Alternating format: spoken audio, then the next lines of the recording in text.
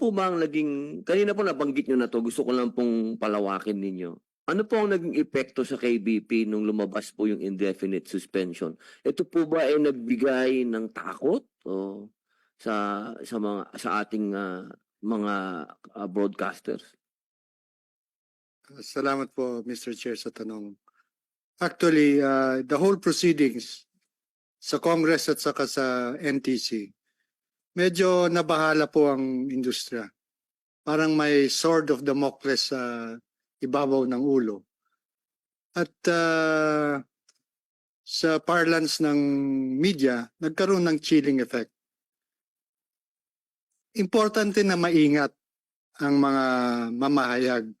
Pero iba yung pag-iingat dahil takot ka. Magkaiba yun.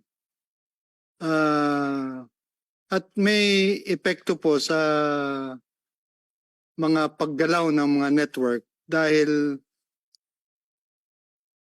ayaw nilang masampulan din, kumbaga, ng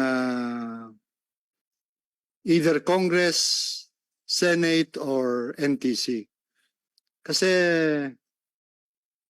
gaya nga ng nasabi ni kasamang Jay, ang laki ng puhunan dito.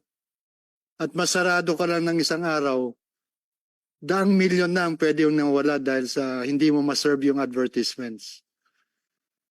Kaya po, may epekto po sa industriya.